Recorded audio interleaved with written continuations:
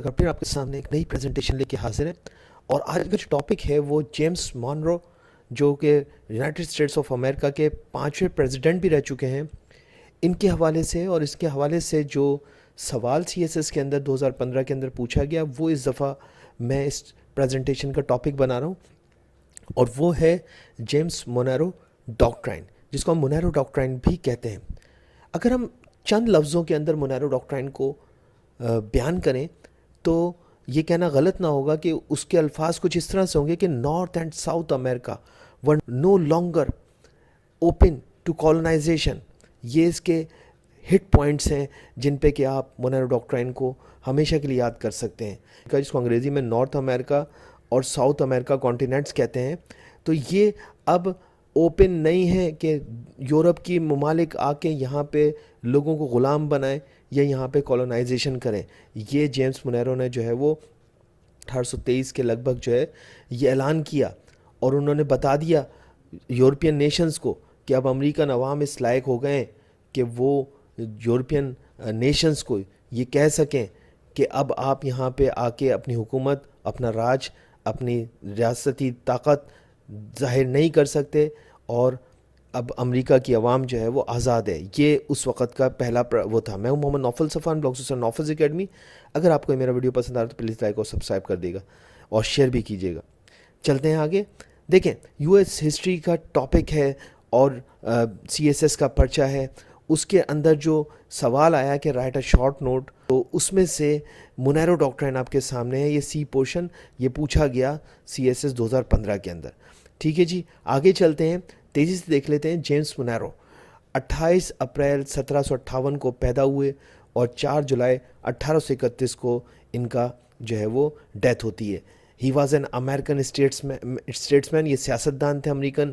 He was one of the founding fathers of America, United Nations of America کے جو اولین صدور جتنے بھی تھے، جتنے بھی پریزیڈنٹس تھے، اس سارے کے سارے ہی جو ہے فاؤنڈنگ فادرس مانے جاتے ہیں تقریباً۔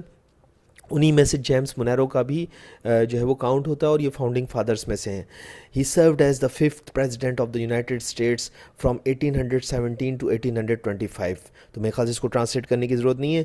ہی belongs to the Democratic Republic Party, ان کا تعلق ڈیموکریٹک ریپبلک پارٹی سے تھا، اور الزبتھ مونرو جو ہیں وہ ان کی وائف رہیں۔ ٹھیک ہے جی، تو آگے چلتے ہیں۔ Monroe was deeply sympathetic to the Latin America revolutionary movements against Spain. امریکہ کا جو حصہ لیٹن امریکہ کہلاتا ہے وہ بیسیکلی اسپین کے انڈر رول رہا، اور مونرو جو جیمس مونرو 5th پریزیڈنٹ تھے، ان کا ایک بہت بڑا جو آبجیکٹیو تھا کہ وہ چاہتے تھے کہ یہ نیشنز جو کہ اسپین کے انڈر رول رہے ہیں وہ سارے کے سارے آزاد ہو جائیں، اور اسی کے لیے انہوں نے کیا کیا کہ انہوں نے in March 1822 Monroe officially recognised the countries Argentina, Peru, Colombia, Chile and Mexico. ان کو انہوں نے امریکہ نے جو ہے وہ ریکگنائز کر لیا under the leadership, under the presidency of James Monroe. اور یوں جو ہے وہ امریکہ نے یہ اعلان کر دیا کہ اب اسپین نو مور ہے اس سب کو اس کانٹیننٹس کے اندر، جس کو کہ آپ نارتھ اور ساؤتھ امریکہ کہتے ہیں۔ خاص طور پہ ساؤتھ امریکہ سے تعلق تھا ان ممالک کا جو کہ آپ کے سامنے نظر آئے، Argentina, Peru, Colombia, Chile and Mexico. یا یوں کہہ لیں کہ جو نارتھ امریکہ کا ساؤدرن پورشن ہے وہ بھی اس میں شامل ہے۔ ٹھیک ہے جی، اور اسی پہ بیس کرتی ہے مونرو ڈاکٹرائن۔ اب مونرو ڈاکٹرائن کا کچھ حصہ ہم دیکھ لیتے ہیں کہ the Monroe doctrine was United States policy of opposing European colonisation 1823۔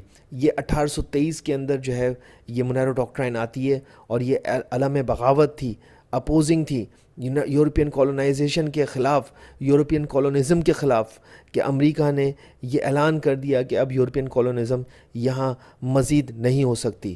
The Monroe doctrine was first articulated by James Monroe in a speech as president on December 2, 1823۔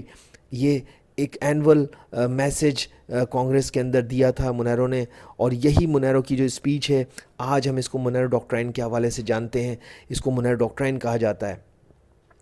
In his doctrine he wants European nations that the United States would not tolerate further colonization or puppet monarchs۔ اس کے ساتھ ساتھ انہوں نے اور بھی کہا کہ Monroe told Congress and worlds empires that the American continent are henceforth not to be considered as subject for further colonization by any European powers.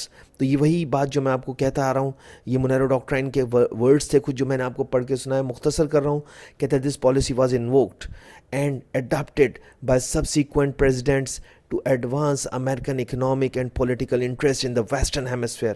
اور یہ اتنی پاپولر ہوئی کہ آنے والے سالوں میں کیا آج تک امریکہ اس مونیرو ڈاکٹرائن کو کہیں نہ کہیں فالو کرتا ہے اپنی امپیریلزم کو انڈورس کرنے کے لیے.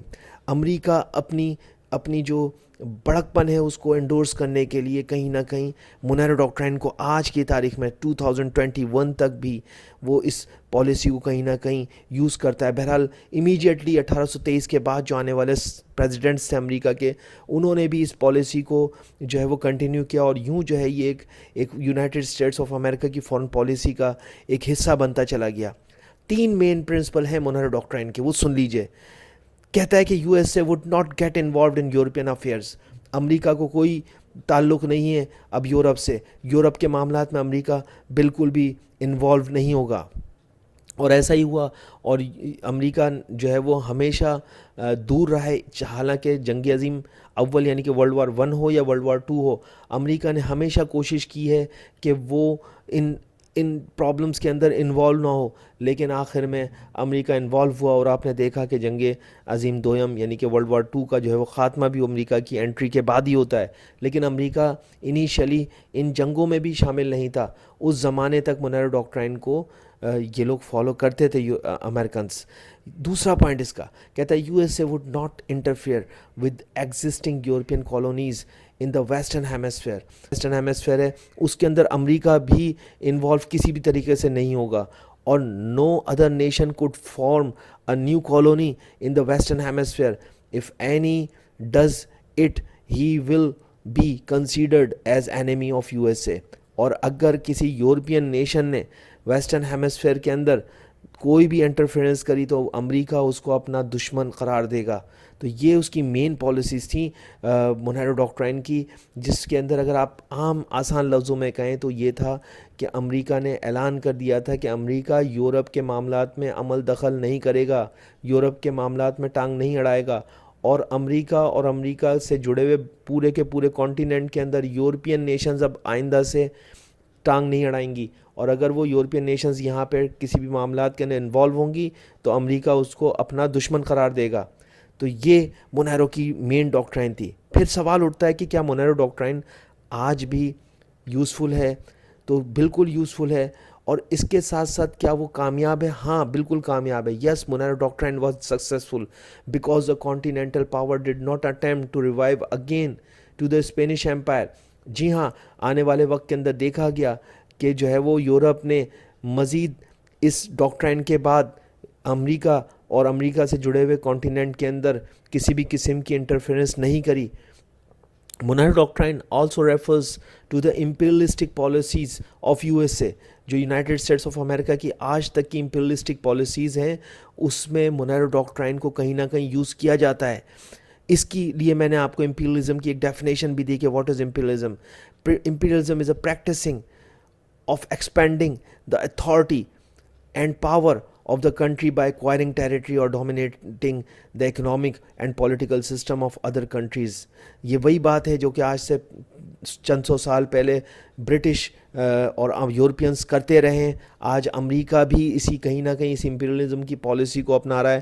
دوسرے ممالک کی ٹیریٹریز کے اندر گھس رہا ہے، وہاں پہ ڈومینیٹ کرنے کی کوشش کر رہا ہے، ان کے معاملات کے اندر ٹانگ اڑا رہا ہے. اسی کو امپیریلزم آسان لفظوں میں کہتے ہیں.